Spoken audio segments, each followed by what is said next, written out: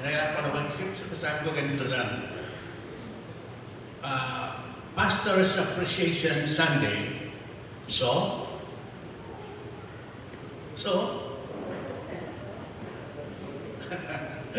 question mark. Ibig sabihin, sa pag-appreciate ng bawat isa sa ating pastor, anong ating gagawin? Kaya sabi ko, Appreciation Sunday, Pastor, Appreciation Sunday. So, anong gagawin natin? Yun ang title ng ating ang ating church ay isa sa mga pinaka-blessed na church dito sa Zamboanga. At blessed because, and I think siguro, we are one of the richest church in Zamboanga. Alam niyo ba yun? One of the richest church in Zamboanga City. Do you know why? Because God is so good to us. At sabi sa James chapter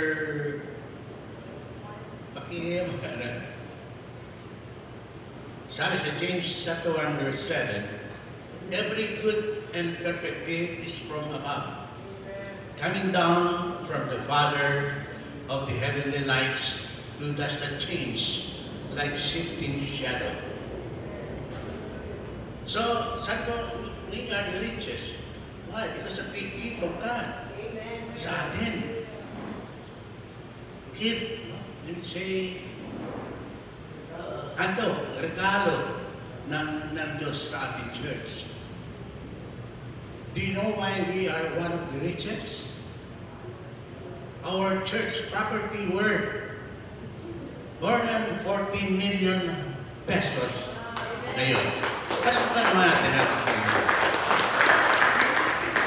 lahat ng glory ng pasasalamat sa Panginoon. Sa Kanya, galing ito. Galing ito sa Panginoon. We've been praying for this for many, many years. Siguro kung ikwento ko ito, maubusan tayo ng oras kung paano na-acquire ng church ang ating property. No? Sabi ko para sa akin, it's a miracle. Because it's not hindi for sale. Kasi nakadapat kami na lakad, nakita ito, maganda, pero it's not for sale. So, ano po nga natin, it's not for sale. So, we look for another place, and we found one in Cabato Road. Maganda. It's naka-fence na ito, ng concrete fence. So, ito yung maganda siguro. So, we plan to buy it. Ano? Pero sabi ng isang missionary, thank you, Reverend Johnson. Sabi niya, bago tayo mag-decide, check muna natin sa City Hall. So, parang kinikwento ko na, no? Pero tuloy na natin. May sila naman ito. So, punta sa City Hall, ano bang agency na yun?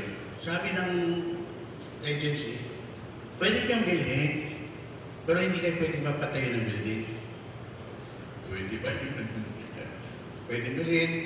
Kasi pala yung lot na yan is intended sa isang part. Ewan ko kung paano nang gawang ibenta o i-plan ibenta.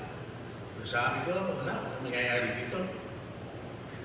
So, we keep on praying, no? Of course, kasama natin mga pastors. Sila ang mabigat na mag-pray para dito. Kasama ng mga members. No? Then, one day, lumapit yung may-ari ng lote. Pastor, sabi niya, bilhin niyo na yung lote namin dito. Bilhin niyo na. Please lang.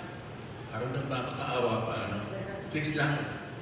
So, binili ng church, ng property nito, there are 2 lights ito. Dalawa. Worth about 240,000 or so? Ang isa. Doon yung original price niya. 200,000. So, okay, praise the Lord. Nabenta ito, nabili natin ng church. Then one day, dumating yung may-ari dito, Pastor, ano ba nangyari? Bakit yung namin? Napalitan na ito. Yung mga product namin sa basilan ay manipis yung laman ng koko. Kaya't na-decide na bilhin ito. Kasi pala na-consult ng isang nanguhula yung may-ari, yun ang sabi niya. Pero hindi natin pinag-pray yung ganoon. So, as I've said, it's a miracle. Makuha natin ang lahat na ito. So, sabi sa binasa natin, every good gift, every perfect gift ay galing sa Panginoon. So, muli palakpakan natin ang ating Panginoon. Thank you, Lord. Hallelujah. Thank you. So, meron akong itatanong sa inyo. At please, Pastor, you are accepted.